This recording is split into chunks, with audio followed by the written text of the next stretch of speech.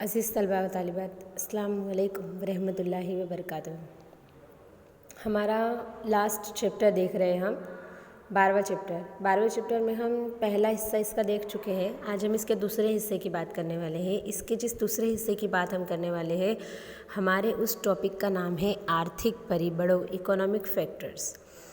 एक बात आप समझ लीजिए सबसे पहले तो कि हम किसी भी समाज या मुल्क के जो कारोबारी फ़ैसले हैं वो हर समाज या मुल्क की ऊपर उसके सीधे असरात होते हैं, बराबर। तो जब हम हमारे मुल्क की बात कर रहे हैं, जब हम इंडिया की बात कर रहे हैं, तो ऐसे कौन कौन से इकोनॉमिक फैक्टर्स है जो हमारी कारोबार के ऊपर सीधे असरात पैदा करते हैं। तो सबसे पहले इसमें हमारे टॉपिक का नाम है आर्थिक पद्धति, इकोनॉमिक सिस्टम। देखो आप कि किसी भी मुल्क की इक्तिसादी सरगर्मियाँ और सिमत तय करने के लिए जो वहाँ की इकोनॉमिक सिस्टम है वो उसमें बहुत अहम अपना हिस्सा रखती है। अगर कोई मुल्क मूढ़ीवादी, जिसको हम इंग्लिश में कहेंगे कैपिटलिस्ट, बराबर, अगर ये मूढ़ीवादी तौर पर अपने मुल्क की इकोनॉमिक सिस्टम को चलाता है तो इसका मतलब क्या होता है कि वहाँ पे फ्री ट्रेड यानी कि मुक्त व्यापार की पॉलिसी है। अब मुक्त व्यापार की पॉलिसी मतलब कैसा होता है? देखो सबसे पहले तो ये समझ लो कि जो इकोनॉमिक सिस्टम है वो 3 किस्म का होता है। कितने किस्म का होता है? 3 किस्म का। मूढ़ीवादी यानी कैपिटलिस्ट, समाजवादी यानी सोशलिस्ट और मिश्र अर्थतंत्र यानी मिक्स्ड इकोनॉमी, बराबर। अब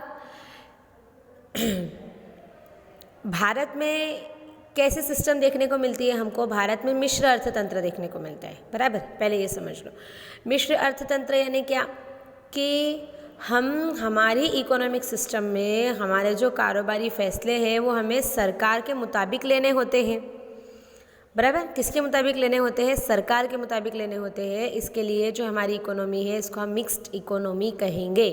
ध्यान रखेंगे भारत की इकोनॉमी कैसी है, मिक्स्ड इकोनॉमी, मिश्र अर्थतंत्र। ये हम 10वीं में भी देख कर आ चुके हैं और मैं आपको ये टॉपिक बार बार इसलिए कह रही हूँ ताकि अभी 12वीं में तो आपको ये टॉपिक काम आएगा ही, लेकिन इन फ्यूचर ये हमारे जनरल नॉलेज के लिए भी आपको पता होना चाहिए कि हमारी इकोनॉमी, भारत की इकोनॉमी कैसी है, मिश्र अर्थतंत्र, मिक्स्ड इकोनॉमी है। अच्छा, उसके बाद टॉपिक क्या है हमारा? आर्थिक विकासनी मात्रा की डिग्री ऑफ इकोनॉमिक डेवलपमेंट। मैंने आपको इससे पहले 11वीं में समझाया था कि मुल्क कितने किस्म के होते हैं? 3 किस्म के होते हैं।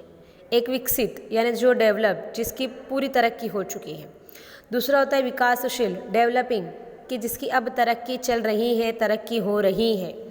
एंड तीसरा होता है अल्प विकसित, अंडर डेवलप्ड, कि वो भी बहुत ज़्यादा पिछड़ा हुआ है, थोड़े कोशिश कर वो लोग अपना डेवलपमेंट कर रहे हैं। भारत इन तीनों में से कौन सी किस्म में आता है? विकासशील, डेवलपिंग में आता है। क्यों? अब आप सोचोगे, सबसे पहले आपके मन में ये सवाल होगा कि टीचर ये डेवलप्ड, डेवलपिंग, अंडर डेवलप्ड, ये जो 3 किस्में आपने बताई ये किस बेस पर पाई जाती है, बराबर। तो हमने 11वीं में एक टॉपिक देखा था। क्या टॉपिक देखा था? राष्ट्रीय आवक और माथादीठ आवक, कौमी आमदनी और अफराद की आमदनी। ये पता है ना आपको? हाँ, तो मैंने आपको 11वीं में भी ये बात समझाई थी और अभी फिर से एक बार रिपीट कर रही हूँ कि विकासशील, डेवलपिंग मुल्क किसको कहते हैं? कि जिसकी राष्ट्रीय आवक और माथादीठ आवक यानी जिसकी कौमी आमदनी और अफराद की आमदनी में इजाफा हो रहा हो। और हमारी कौमी आमदनी में क्या हो रहा है? इजाफा हो रहा है। इसके लिए हमारा मुल्क कैसा मुल्क है? डेवलपिंग मुल्क है। ओके, इसके बाद तीसरा टॉपिक है क्षेत्रीय विकास और आंतर क्षेत्रीय जोड़ाण।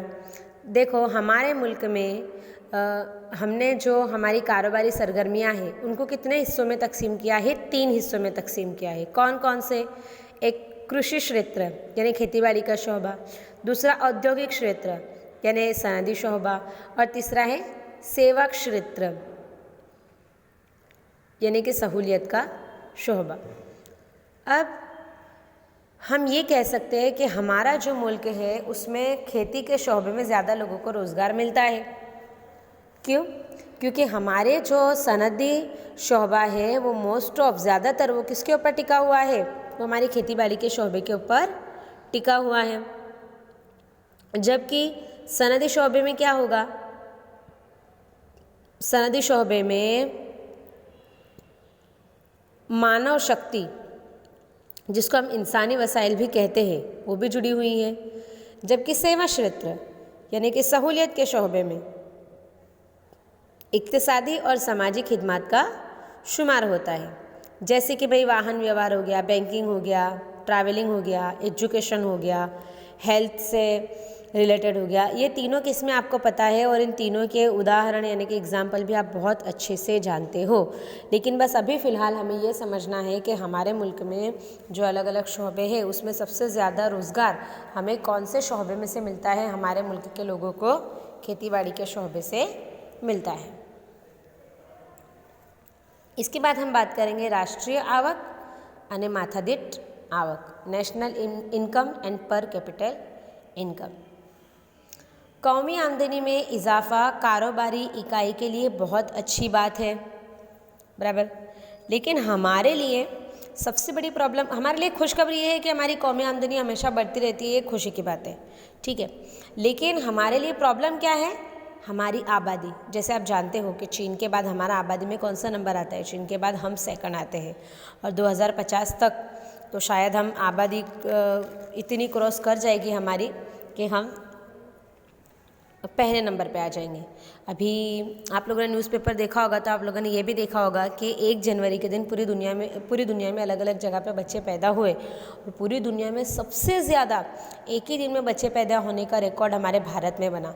यहाँ पे 1 जनवरी के दिन की अगर हम बात करें, यानी सिर्फ एक ही दिन में 60,000 बच्चों का जन्म हुआ। मतलब क्या हो रहा है? देखो आप कि हमारी कौमी आमदनी में इजाफा तो हो रहा है, लेकिन हमारी जो आबादी है वो भी बढ़ रही है, बराबर। तो हमारी प्रॉब्लम क्या है यहाँ पे? आबादी। अगर हमारी इनकम में इजाफा हो रहा है और अगर हमारी आबादी इतनी ना बढ़े जितनी कि अभी बढ़ रही है, तो हमारा मुल्क और ज़्यादा तेज़ी से और ज़्यादा रफ्तार से अपनी तरक्की कर सकता है।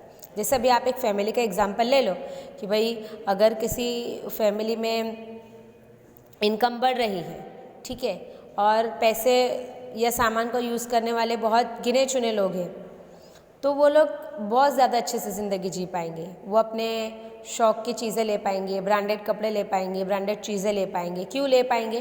क्योंकि पैसे ज़्यादा हैं और यूज़ करने वाले लोग कम हैं। वैसा ही हमें भारत के मुतालिक सोचना है। अच्छा, इसके बाद आता है राष्ट्रीय आवकनी वहेंचनी, डिस्ट्रीब्यूशन ऑफ नेशनल इनकम। हमारे मुल्क की एक प्रॉब्लम ये भी है कि हमारे यहाँ जो कौमी आमदनी जिस तरह से तकसीम हुई है ना, या जिस तरीके से हम उसको तकसीम कर सकते हैं, उसमें एक मसला ये है कि हमारे यहाँ पे जो पैसे वाले हैं, या जिनको हम कह सकते हैं कि जो अमीर लोग हैं, रिच है, उनके पास बहुत ज़्यादा पैसा है। और अगर हम गरीबों की बात करें तो इतने ज़्यादा गरीब है कि उनके पास खाना खाने के लिए भी पैसे नहीं है, वो 2 वक्त का खाना भी ठीक से जुटा नहीं पाते, बराबर। तो हमारी जो कौमी आमदनी है ना, इसको अगर जब हम तकसीम करते हैं तो इसमें हमें बदलाव की बहुत ज़्यादा ज़रूरत पड़ेगी, और वो बदलाव वक्त के साथ साथ होता भी रहता है। इसके बाद आता है नाणाकीय नीति, मॉनेटरी पॉलिसी। अब अगर गवर्नमेंट या बैंक के अपने जो ब्याज की शरह है इसमें बदलाव लाए, बराबर, तो बहुत सारे लोग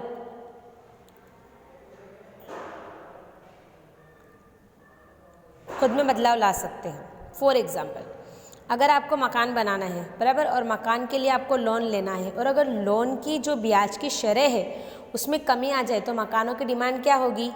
बढ़ेंगी। अब मकानों की डिमांड बढ़ेंगी, मकानों की डिमांड क्यों बढ़ी? क्योंकि लोन की शरह में कमी आई। अब आपको मकान बनाने के लिए किसकी ज़रूरत पड़ेगी? सीमेंट, रेती, स्टील, ईंटें, इनकी ज़रूरत पड़ेगी। तो जाहिर सी बात है, अगर मकान की मांग में इजाफा होगा तो सीमेंट, रेती, ईंटें, इन सब के मांग में भी इजाफा होगा। तो इन शोबों में जो काम करने वाले लोग हैं उनकी आमदनी में क्या होगा? इजाफा होगा, इसी बात है। अच्छा, इसके बाद आता है राजकोषीय नीति। ये जो राजकोषीय नीति है, ये जो पॉलिसी है, इसके मकासद क्या क्या है? सबसे पहला साधन संपत्तिનો મહત્તમ ઉપયોગ કરવો, यानी जो सामान या जो कुदरती वसाइल हमारे पास है उसका ज़्यादा से ज़्यादा इस्तेमाल करना, हमारे मुल्क की रफ्तार से तरक्की हो ऐसी कोशिश करना। जो हमने देखा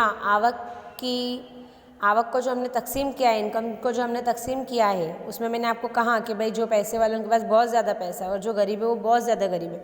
तो ये जो असमानता, बराबर, ये असमानता या ये जो एक लाइन है इन दोनों के बीच में, एक जो रेखा है इन दोनों के बीच में, हमको उस लाइन को क्रॉस करना पड़ेगा। बराबर, हमें जो सामान है, जो खिदमत की चीज़ें हैं, इसके भाव में क्या लाना पड़ेगी? कमी लाना पड़ेगी। इसके बाद आता है अन्य परिबल, अदर फैक्टर्स, कि किसी भी कारोबारी इकाई की सरगर्मी को आप देखो तो वो किसके साथ जुड़ी हुई है? समाज के साथ जुड़ी हुई है। और हर एक समाज का अपना तरीका है, बराबर, हर किसी के अपने रीति रिवाज है, हर किसी के अपने उसूल है, अपनी पॉलिसियाँ है हर समाज की, बराबर। तो हमें क्या करना है? उस समाज की जो शक्ति है, उनकी जो कुव्वत है, बराबर, उसको हमारी कारोबारी इकाई में यूज़ करना है। क्यों?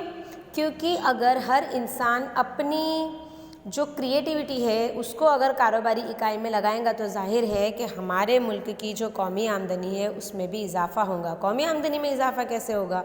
इंसान अपनी क्रिएटिविटी बताएगा, अपनी कुव्वत को काम में लेगा, तो जाहिर है कि उसको ज़्यादा अच्छा काम मिलेगा। और उसको ज़्यादा अच्छा काम मिलेगा तो वो जिस कारोबारी इकाई में काम कर रहा है वहाँ वो कुछ अलग कर पाएगा, कुछ अच्छा कर पाएगा, जिसकी वजह से उस कारोबारी इकाई की तो तरक्की होंगी ही होंगी, उन अफराद की तरक्की तो होंगी ही होंगी, साथ में हमारे मुल्क की तरक्की भी होंगी।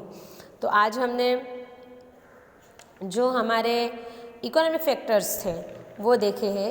इंशाल्लाह हम हमारे आने वाले सेशन में social factors, cultural factors, technological factors, ये सारे फैक्टर्स देखेंगे। Thank you.